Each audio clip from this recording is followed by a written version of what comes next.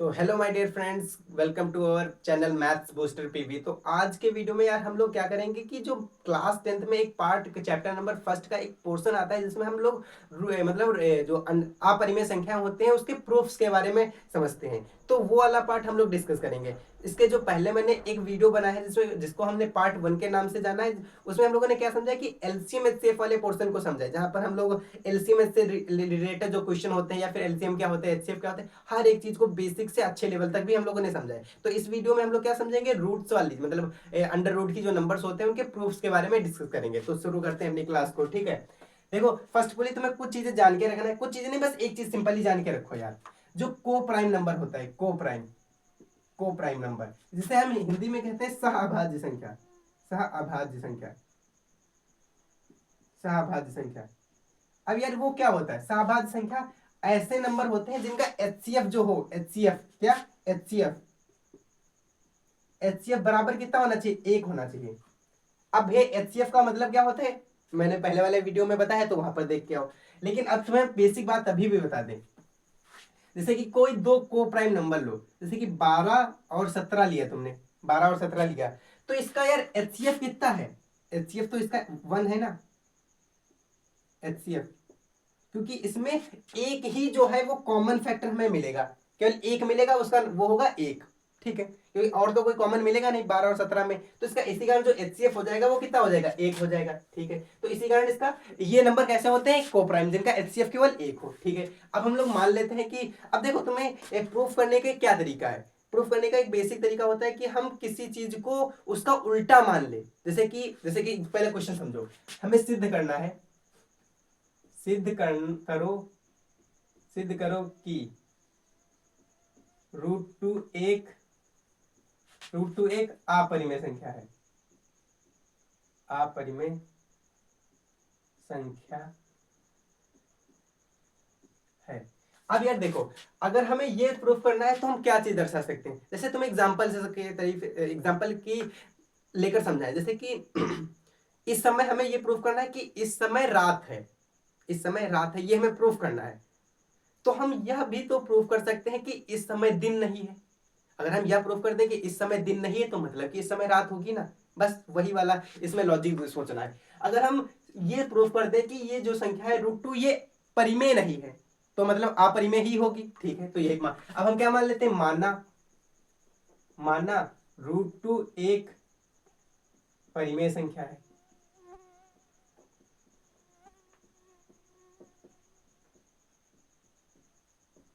अब यार परिमेय संख्या क्या होती है तो पता ही होगा इसको। अब अगर नहीं पता है फिर भी समझ लो, परिमेय संख्या मतलब पी बटा क्यू के फॉर्म में लिखे जा सके, और जो जहां पर क्यू जो हो वो कभी भी जीरो के इक्वल ना हो, ठीक है। और पी और क्यू दोनों क्या होंगे, पूर्णांक होंगे, ठीक है।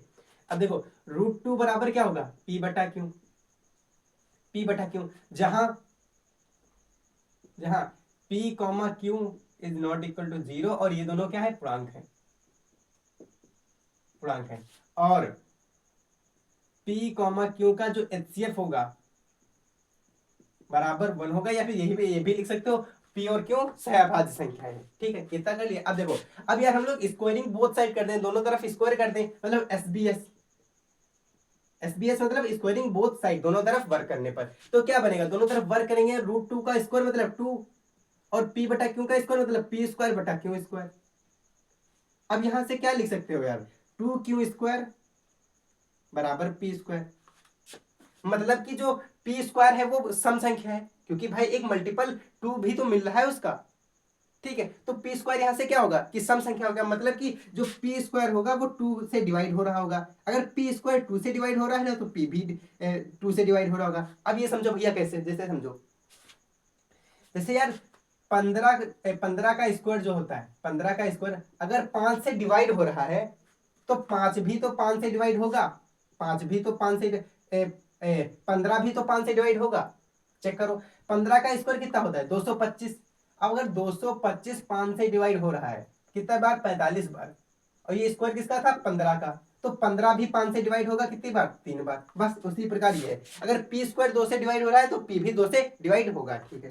कितना समझ लिया। अब नेक्स्ट देखो यार, अब जैसे कोई नंबर डिवाइड होता है तो वो कुछ बार मतलब कि जैसे कि हम एग्जाम्पल की तरफ समझो, अगर हम 8 को 2 बार डिवाइड करें तो कितना बचता है? 4, 4 बचता है ना। तो यहां पर हम इसको कह सकते हैं ना कि जो 8 है, जो 8 है, जो 8 है वो यार 2 इंटू के बार होगा ना, 2 इंटू के बार। अब मतलब समझो यार, जो 8 है वो कुछ के टाइम में डिवाइड हुआ होगा, मतलब जो हम उसको 2 से डिवाइड किए होंगे किसी नंबर को, जैसे कि 8 को हमने 2 बार डिवाइड किया तो 4 आए, यहां पर तो हमें पता है। अगर यहां पर हम कोई नंबर कहते हैं कि पी बार था, पी अगर 2 को डिवाइड कर रहा है तो कुछ के टाइम उसने डिवाइड किया होगा। तो यहां से हम क्या कह सकते हैं? P बराबर 2 क्यू, 2 सॉरी 2 के कह सकते हैं ना। बस यही लॉजिक यहां पर निकाल लो। अब देखो हम क्या कह सकते हैं? P बराबर 2 के, P बराबर 2 के कह सकते हैं, ठीक है। अब समझो, अब नेक्स्ट यहां पर देखो थोड़ा सा हम चलो यहीं पर हम लोग लिख लेते हैं, इससे बात आगे तुम नीचे ही करना, ठीक है, साइड में मत करना। अब देखो यार P बराबर 2 के है, इसको हम इक्वेशन नंबर सेकेंड मान लो और इसको मान लो तुम फर्स्ट, ठीक है, इसको फर्स्ट मान लो, इसको सेकंड मान लो, मान लिया। अब देखो यार, या फिर इसको फर्स्ट मत मान लो, तुम फर्स्ट मान लो, फर्स्ट मान लो इसको, इसको मान लो, ठीक। वहां पर करोगे तो तुम्हें थोड़ा सा लॉजिकली और फिर करना पड़ेगा। तुम इस वाले इक्वेशन को फर्स्ट मान लो, इसको सेकंड मान लो। अब देखो सेकंड की वैल्यू फर्स्ट में रखने पर, सेकंड की वैल्यू फर्स्ट में, की वैल्यू फर्स्ट में रखने पर अब यार देखो क्या, सेकंड की वैल्यू अगर फर्स्ट में रखोगे तो P बराबर 2 क्यू है, मतलब P की जगह अगर तुम 2 क्यू रखोगे, मतलब 2 क्यू स्क्वायर, सॉरी 2 के है ना, यहाँ पर 2 के, तो बराबर क्या आएगा? 2 के का होल स्क्वायर, 2 के का होल स्क्वायर। अब यार देखो ये कितना बनाएगा? 2 क्यू स्क्वायर, और ये कितना बनाएगा? 4 के स्क्वायर।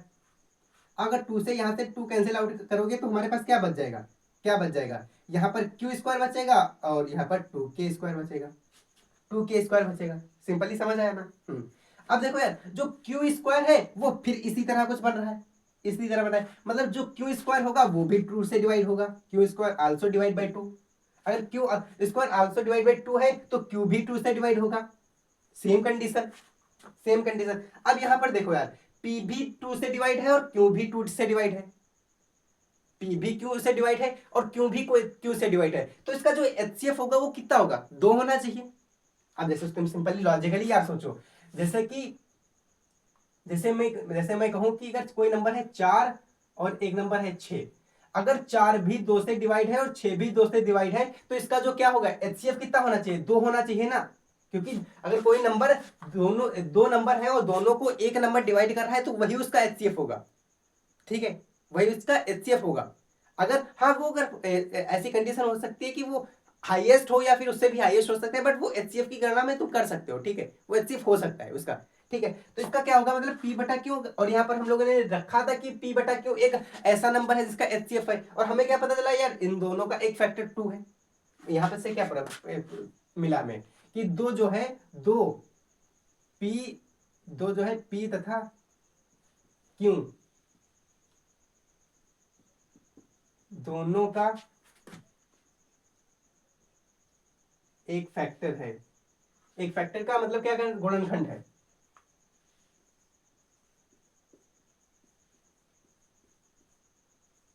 या फिर तुम ये ना लेकर ये भी ये लिख दो सीधे, पी तथा दो, पी तथा क्यू, पी तथा क्यू दोनों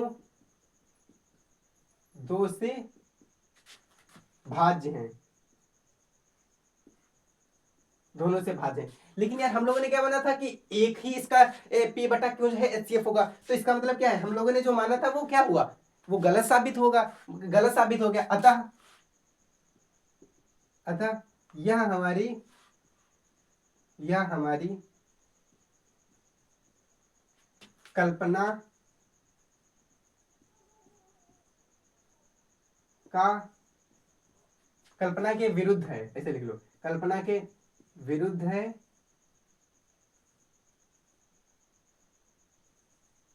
विरुद्ध विरुद्ध है। अतः अतः अतः क्या लिखते हो? √2 एक अपरिमेय संख्या है।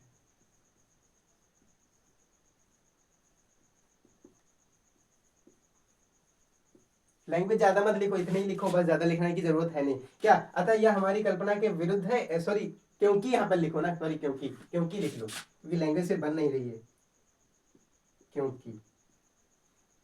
क्योंकि यह हमारी कल्पना के विरुद्ध है, अतः √2 जो है वो एक अपरिमेय संख्या है। समझ जाए ना, बस इतना करना होता है, पहले समझ लो चीजें, बस सिंपल है। अब यार यहाँ पर जैसे कि कोई एक और क्वेश्चन बना दे, एक और क्वेश्चन, इसको देख लो, तुम समझ लो, इतना तो समझ ही गए होगे। अब देखो यार, अगर अगर तुम्हें कोई क्वेश्चन एक इस तरह दे दे, इस तरह दे दे यहाँ पर कि सिद्ध करो 2√3 एक अपरिमेय संख्या है। अब जब ऐसा दे तो यहाँ पर √3 को तुम्हें पहले ही मान के चलना होता है कि एक अपरिमेय संख्या है, बस तुम्हें ऐसे लिखना होता है। यहाँ पर लिख लो 2√3। अब क्या करोगे, अब जहां जहां जहां क्या करोगे, ऐसे लिख लो p√2√3 बराबर p बटा क्यू, जहां p, q is not equal to 0, और ये क्या है, पूर्णांक है, और HCF p और q का इज आल्सो 0। ठीक है, अब स्कोरिंग बोथ साइड करोगे तो क्या आएगा, या फिर ऐसे मत ही करो, स्कोरिंग बोथ साइड करने की जरूरत है नहीं, क्योंकि फिर हमें लंबा नहीं खींचना होता है। अगर कोई चीज मल्टीपल में है तो इधर जाएगा तो क्या होगा, डिवाइड में आएगा, मतलब √3 बराबर p बटा 2q, अब देखो यार, √3 कैसी संख्या है, अपरिमेय संख्या है। अब यहाँ पर क्या लिख सकते हो, हम जानते हैं √3 एक अपरिमेय संख्या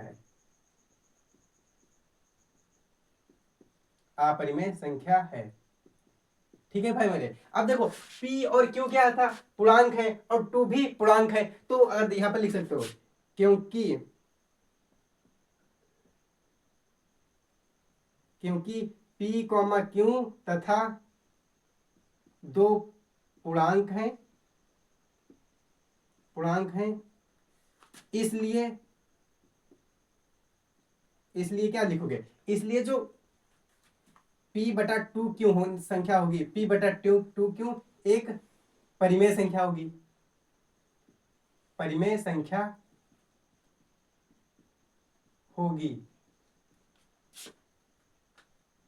जो कि कभी भी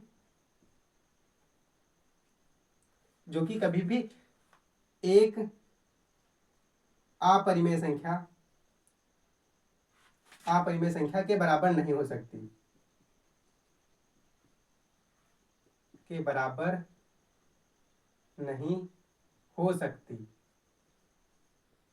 अब क्या लिख सकते हो,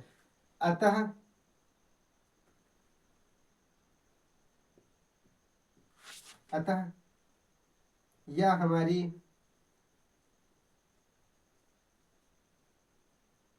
कल्पना के विरुद्ध है, और यह हमारी कल्पना के विरुद्ध है तथा, अब यहाँ पर ऐसे लिख दो, कल्पना के विरुद्ध, अतः यह हमारी कल्पना के विरुद्ध है, इसलिए 2√3 एक अपरिमेय संख्या है। थोड़ी सी लैंग्वेज इसमें ज्यादा होगी, बट लिख दो, कुछ भी तुम अपना मतलब सोच के लिख सकते हो, ऐसा कुछ नहीं कि यही तुम रट्टा मार के बैठो, तुम्हें लॉजिक समझना होता है। अब तुम जैसे जब कॉपी पर लिख रहे हो तो एग्जामिनर को बता पाओ यार हम अपनी बात क्या कहना चाहते हैं। अब मुझे थोड़ा पता है, अब मैं 2 बार लिखूं तो इसमें कुछ और वर्ड ऐड करूंगा जो मुझे लगेगा यहाँ पर सुटेबल वर्ड है, बस इतना करना, ज्यादा लॉजिक मत लगाओ यार। देखो क्योंकि p बटा q तथा p, q तथा दो पूर्णांक है, इसलिए p बटा 2q एक अपरिमेय संख्या होगी, और जो कि कभी भी अपरिमेय संख्या के बराबर नहीं हो सकती, अतः यह हमारी कल्पना के विरुद्ध है, इसलिए 2√3 एक अपरिमेय संख्या है। बस लिख दो, बस समझ लो। तो मैंने 2 क्वेश्चन किए हैं, बस इन्हीं 2 क्वेश्चन की तरह तुम्हें सारे क्वेश्चन मिलेंगे, इससे बाहर बिल्कुल भी नहीं आएगा। तुम्हें बस यही 2 क्वेश्चन का जो पैटर्न है वो समझना है। पैटर्न तुमने समझा, क्वेश्चन सारे के सारे कर दोगे, नहीं मानते हो चेक कर लेना, तुम सारे क्वेश्चन कर लेना, तुम्हें हर एक क्वेश्चन मिल जाएगा। ठीक है, so thank you for watching, and channel को सब्सक्राइब कर सकते हो और लाइक भी कर सकते हो, ताकि तुम हमारे साथ जुड़े रहो। यहाँ पर हम बहुत ही फ्रेंडली सीखते हैं हर चीज को, बहुत ही ऐसा नहीं कि बटन मान के चलते हैं, लॉजिकली थोड़ा थोड़ा समझो और चीजें क्लियर हो जाएंगी। So thank you for watching, and मिलते हैं, बाय बाय नेक्स्ट वीडियो में।